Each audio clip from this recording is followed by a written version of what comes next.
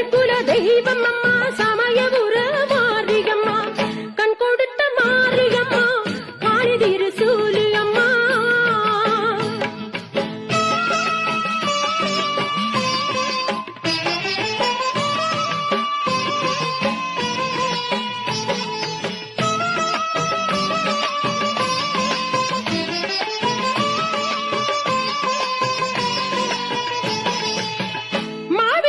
ஏற்றி வைத்தோம் மஞ்சள் முகம் பார்த்து நின்றோம்